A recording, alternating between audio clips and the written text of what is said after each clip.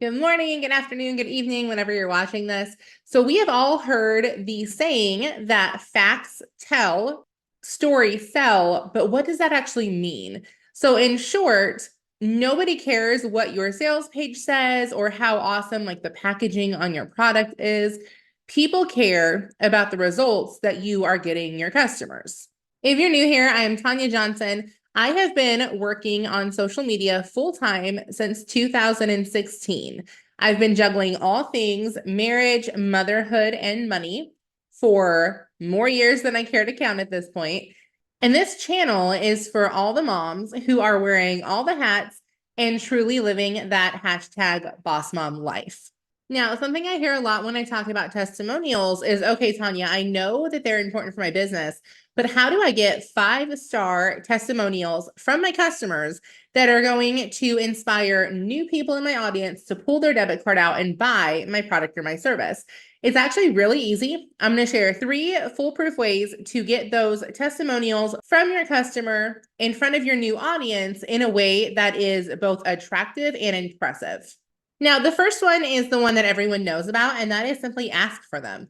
If you have a client or a customer that is pretty outgoing, they're relatively good on camera, go ahead and ask them to either pop on camera for 30 to 60 seconds and give you a testimonial about whatever product or service they bought from you. Or maybe they're really good at writing copy. Ask them just to type up a few sentences about what, again, your product or service did for them. Now, I do try to give them a guideline. Basically, I'll let them know, like, hey, what pain point did you have that I fixed? Now, keep in mind, my clients are all people that are in the sales industry. So when I say, hey, what pain point did I fix for you? They understand that. If you are selling health and wellness products, for example, you're probably not going to say, hey, what pain point did I fix for you? You're going to say, what prompted you to buy my product in the first place? Like, what solution were you looking for? And that's going to translate the same thing into a pain point that you just are not necessarily using that verbiage because they don't understand it. And then from there, I just ask them, just give a few seconds of how they found my product and then what they have liked about it so far. And then to give a clear call to action to either follow me or download something free that I've instructed them to point their audience to. But remember, you're going to have one call to action. So either they're going to tell people to go follow your page, they're going to tell people to go download XYZ that they've linked down in the comment section. But whatever it is, one thing. And that goes along with a training I did a little bit ago about one post, one meaning.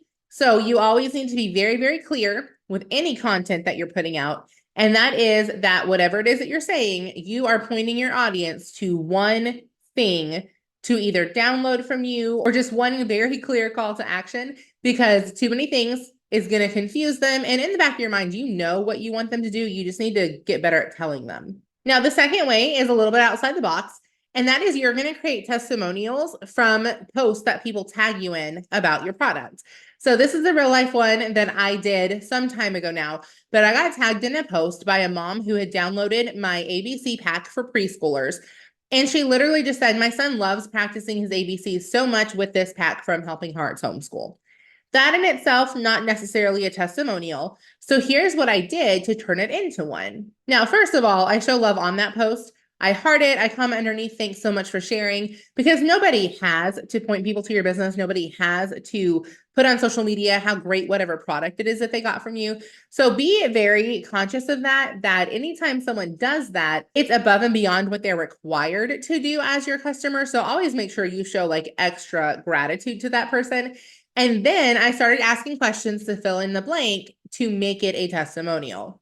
So first I need to identify the pain point. Now I'm not going to go to her and say, hey, thanks so much for sharing that post. What pain point did I fix for you? She's going to look at me like I have, stripes across my face. Instead, I'm going to say, hey, I'm so glad that your son is enjoying practicing his ABCs. How are y'all practicing it before? You mentioned that he didn't really like it. Probably they were doing worksheets. That's what a lot of people do. My pack is a hands-on, really awesome, fun pack for little kids, so they're not stuck doing worksheets all the time.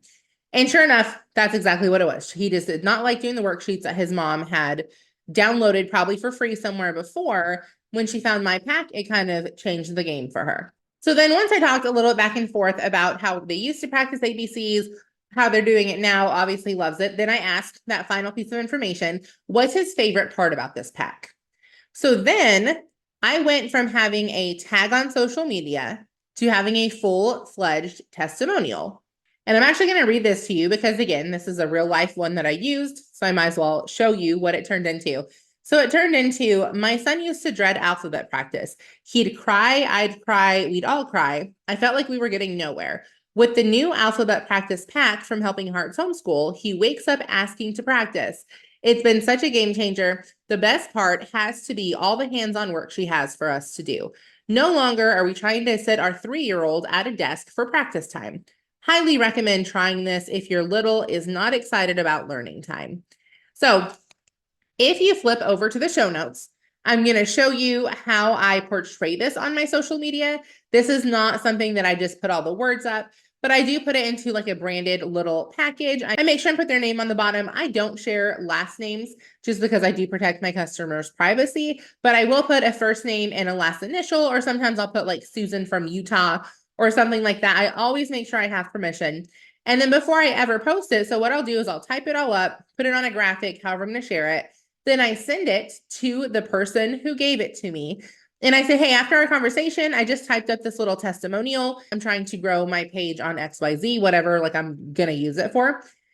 One, can you tell me if there's anything that you would change about this? If anything's like not accurate or you feel like it's not portrayed correctly or whatever, like they have freedom to change anything at that point. It's their testimonial.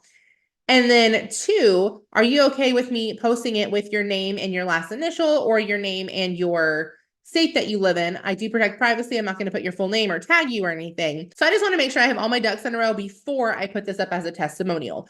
And then I have had a couple people ask me, hey, I'd rather you not. I just tagged you in a post. I don't really want to put like a full-fledged testimonial on your website. And then I have no choice but to say, okay, I did do a little bit of extra work at that point for nothing. But honestly, I've only had 3 people do that in almost 8 years, a little over 8 years, almost 9 years, I guess. So reality, most people do not care. Usually they're actually pretty impressed with how it looks because I do make it look very professional. And then more often than not, they actually ask if they can also repost it, and it ends up getting me double exposure for one testimonial. So that is way number 2, to think outside the box and get that 5-star customer testimonial from your clients. Now, the third way, and this is primarily going to apply to those of y'all in the coaching industry like I am, and that is to create testimonials from your one-on-ones with your clients. Now, this doesn't matter if you are a coach for health and wellness, for homeschool, for business, for scrapbooking, for whatever you are doing one-on-ones for. If you're getting people on video and having conversation with them, this is a great way to get those video testimonials. Now, I do tell them beforehand, when I go to a one-on-one, when we set one up initially, I say, hey, just so you know, these are recorded for training purposes. And I do share bits and pieces onto my social media as basically little testimonials. Now, again, no one has ever said, no, please don't do that, because I'm telling them ahead of time. Now, I do assure them I'll never share any like personal information. I won't share anything that could jeopardize their business. And of course, if anyone ever told me, oh, no, please don't do that, or they even just seemed a little off about it, I would completely back out of it. But what I do is I have my one-on-one. And by the way, this is a really good way to get reels. Reels are huge on social media right now, specifically on Instagram. So I'm getting a little ahead of myself, but I'm going to give you like a bonus tip that has not anything to do with testimonials, but everything to do with advertising your product or service if you are doing live videos. So just to back up, when it comes to getting testimonials from the one-on-ones, now I started doing this a little later than I probably should have. I didn't really even think of it in the beginning. But what I'll do after the one-on-one, I will, and I do this on Zoom, so it's recorded, it saves. I will replay through it, and I'll chop it up into 30, 60, 90-second little clips that either them saying something good about the program that they're going through, maybe it's aha moment that they're having like in real time. Maybe it's me giving them a piece of advice that directly would relate to other potential clients that are watching me, but just something that is basically social proof of, hey, this is how I'm helping this person, and this is how I can also help you.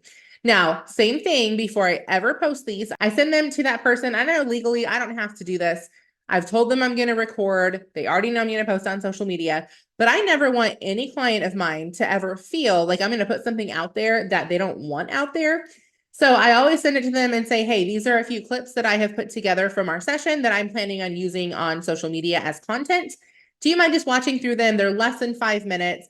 And let me know if there's any that you don't want in there or any that you want me to like edit a little bit further. No one ever says anything negative about it. Usually, again, they're impressed, especially if they're in the coaching world. It gives them an idea to go do the same thing in the future with their own one-on-ones and their own clients. And it just gives them a lot of social proof, testimonials, whatever you want to call it. Now, that leads me perfectly into that bonus tip like I said I was going to give you. Anytime I do a video like this, where I am just talking to a screen by myself, I'm going to edit this later and put it up with a blog post and a freebie and all the things that I, put up with my content. When I am editing this, I'm going to pull out 30, 60, 90-second clips, reuse them on my social media as reels, and that's going to attract more people to my content than if I just posted YouTube videos all the time. So keep that in mind. Anytime you're doing like a summit, if you are in the summit world and you're recording like training sessions for them, or you're putting out your own content like this, you can reuse snippets of that content to further advertise yourself, your brand, your business, your fill in the blank. Now, here is what I've done for you guys as your freebie for this. Now, you want to go down in the show notes, which are linked down in the description. I have put together 15 testimonial graphics. So these come in the Instagram square form that you can share on Instagram and Facebook as just a static post. They come in the story form, so you can share them as a story to your social media. I also have them in a story form, but for video. So in other words, you can loop your video in there, you can share it as a reel, or you can share it up in the story section because they're both the same size. They're completely editable. You can take them and edit them in Canva, put your own words, your own pictures. You can change color schemes if you want to. So I've done all the heavy lifting. You just have to download the pack, put your own testimonials in there, brand it to yourself a little bit if you want to. You don't even have to do that. And then go share it on your social media and watch them bring in customers like if you were putting a fishing net out to get in fish. So as always, let me leave you with 3 action steps that you can implement immediately into your business as soon as this video ends. The first one is go over the show notes, download that testimonial pack for future use. You may not have any need for it now, but I guarantee it will come in handy in the future. 2 is go talk to 3 to 5 of your best clients. Ask them for either a written or a video testimonial, and you can give them a little bit of a guideline. Like I said, see what kind of pain point that you are solving, how they found your business in the first place, what their favorite part about it is, and then a clear call to action of what you want them to tell their audience to do.